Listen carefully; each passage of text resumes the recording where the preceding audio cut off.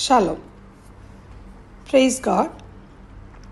B the light in the world என்ற தலைப்பில் எண்ணாகமம் 27 அதிகாரத்தில் உள்ள சிந்தனை துளிகளை கர்த்தரின் வெளிச்சத்தில் காண்போம்.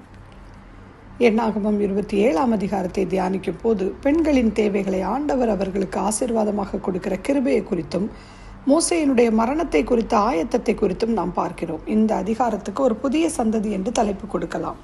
முதலாவது ஜனத்தொகை கணக்கெடுப்பு எண்ணப்படுகின்ற வேளையிலே இருந்தவர்களிலே இப்போது மோசேயும் காலேபும் யோசுவாவும் மாத்திரமே இருக்கிறார்கள். 40 ஆண்டுகளிலே ஒரு சந்ததியே மாண்டு போகிறது. அன்று 20 வயதுக்கு கீழ் இருந்தவர்கள் மட்டுமே இப்பொழுது பெரியவர்களாக இருக்கிறார்கள். இந்த இஸ்ரவேலர்கள் ஒரு புதிய சந்ததியாகவும் புதிய பிரச்சனைகளோடும் காத்திருக்கிறதை நாம் பார்க்கலாம். நாம் சிறுவர்களாக இருந்தபோது எப்படி முதியவர்களுடைய ஆலோசனையை நமக்கு ஒரு பிரச்சனையாகவே இருந்திருக்கும்.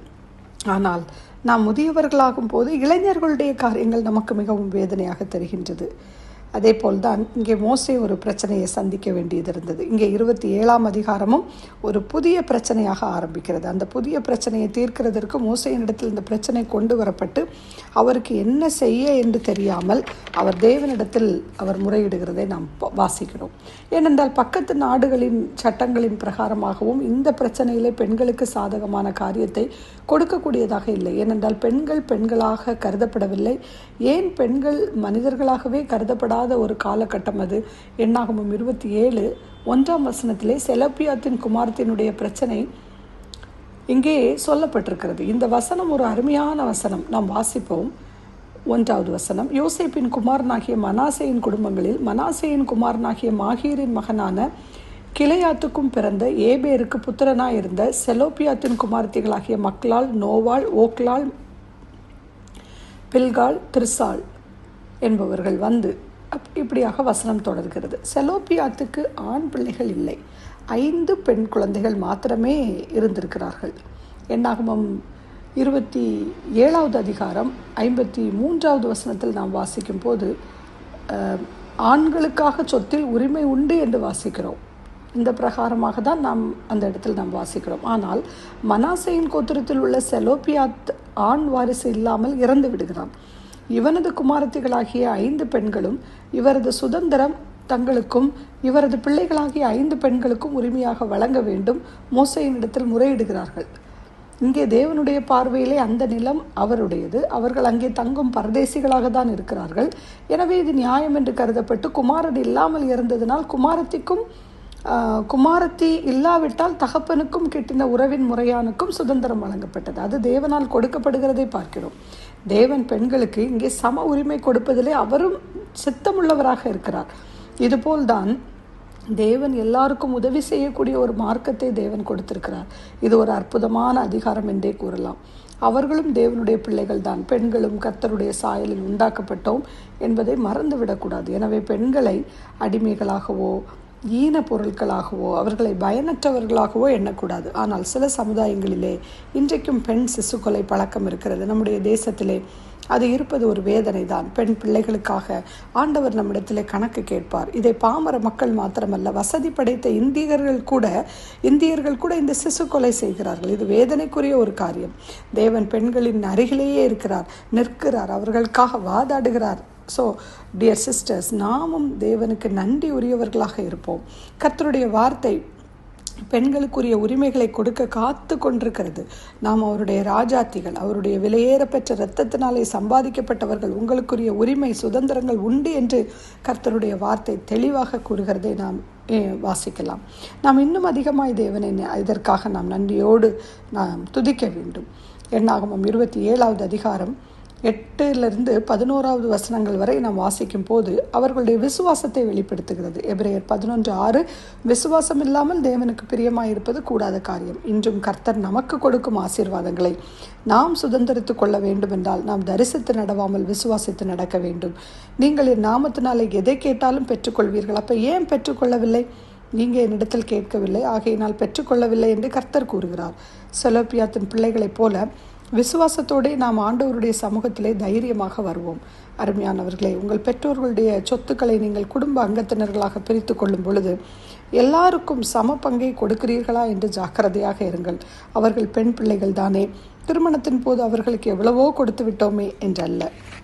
தேவனாகிய கட்டளைகளுக்கு நான் கீழ்ப்படுகிறேன் என்ற எண்ணத்தோடு உங்கள் சகோதரிகளுக்கு சேர வேண்டிய உங்கள் பெற்றோரின் சொத்துக்களை சம பங்காக அவர்களுக்கும் கொடுப்பதே உங்களுக்கு ஆசீர்வாதம். உங்கள் சகோதரிகளுக்கு செல்ல வேண்டிய சொத்துக்களை நீங்கள் எடுத்துக்கொள்வீர்கள் என்றால் அது உங்களுக்கும் உங்கள் சந்ததியினருக்கும் ஆசீர்வாதமாக அல்ல, அது சாபமாய் மாறக்கூடிய ஒரு வாய்ப்பு இருக்கிறது. எனவே ஜாக்கிரதையாய் கர்த்தருடைய வார்த்தைக்கு கீழ்ப்படிய அர்ப்பணிப்போம்.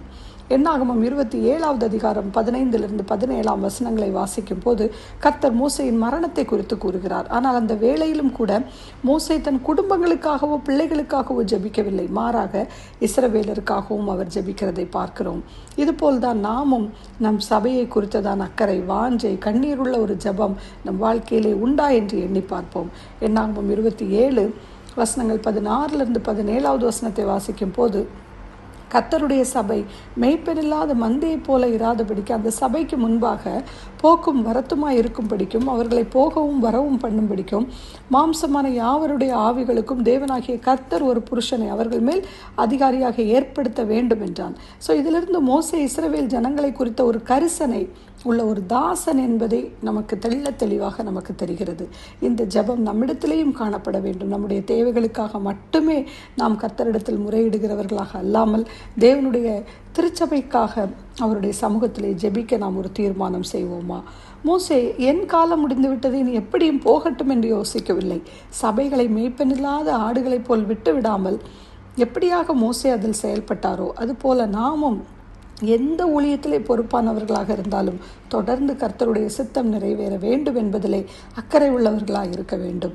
உங்களுக்கு அடுத்த தலைவர்களுக்காக நாம் இப்பொழுது ஜெபிக்கும் போது கர்த்தர் சரியான நபர்களை நமக்காக எழுப்பி தருவார். அது மட்டுமல்ல, அவர்களுக்கு சரியான ஆலோசனை, பயிற்சி கர்த்தருடைய துணையோடு கொடுக்க வேண்டும். இங்கே மோசேயின் ஜெபத்திற்கு ஆண்டவர் உடனடியாக பதிலை கொடுக்கிறார். நூனின் குமாரனாகிய யோசுவாவை தெரிந்து கொள்ளும்படியாக 18ஆம் வசனம் முதல் அந்த வசனங்களிலே கர்த்தர் கட்டளை கொடுக்கிறதை நாம் பார்க்கிறோம். யோசுவா தெரிந்து கொள்ளப்படுகிறான். ஏனென்றால் அவர் ஒரு சாதாரண மனிதனை கொண்டு தேவனால் அசாதாரணமான வேலையை செய்துவிட முடியும் என்ற அடையாளமாக யோசுவாவை நாம் இங்கே பார்க்கிறோம். இதுபோல்தான் நாம் இருக்கும் வண்ணமாக நம்மை கர்த்தரிடத்தில் ஒப்பு கொடுக்கும்போது தேவையான தாளந்துகளையும் திறமைகளையும் கர்த்தர் நமக்கு கொடுத்து நம்மையும் பயன்படுத்த அவர் ஆவலாக உள்ளார். ஆமீன். நாம் ஜெபிப்போம். எங்களை நேசிக்கும் நல்ல தகப்பனே, இந்த யாத்திராகமும் 27ஆம் அதிகாரத்தின் மூலமாக எத்தனை பெண்களை நீங்கள் நேசித்திருக்கீங்கப்பா. அவர்களுக்கும் சம உரிமை கொடுக்கறதுலையும் நீங்கள் சித்தமுள்ளவராக இருக்கிறீங்கப்பா என்று பாரபட்சம் இல்லாமல் செலோப்பியாத்தின் குமாரத்திகளுக்கு நீங்கள் உதவி செய்தீங்கப்பா. நீர் எங்கள் அருகில் இருந்து செயல்பட்டு கொண்டிருக்கிறபடியால், எங்களுக்காக வழக்காடுகிறபடியால், வாதாடுகிறபடியால் உமக்கு நன்றி செலுத்துகிறோமப்பா. உம்முடைய கண்களில் யாருக்கும் எந்த பாரபட்சமும் இல்லை அப்பா. மோசே இஸ்ரவேல் ஜனங்களுக்காக எவ்வளவாய் அக்கறையோடு ஜெபிக்கிறார், அதுபோல் நாங்களும் அழிந்து போகிற ஆத்துமாக்களுக்காய் ஜெபிக்க எங்களுக்கு சுத்த இருதயத்தை தாங்கப்பா.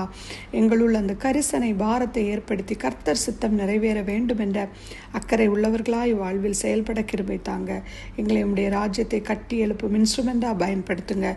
துதி, கனம், மகிமை, கனம், ஐஸ்வர்யம், ஞானம், வல்லமை எல்லாம் உமக்கு ஒருவருக்கே. இயேசு கிறிஸ்துவின் நாமத்தில் ஜெபிக்கிறேன் எங்கள் நல்ல பரமபிதாவே.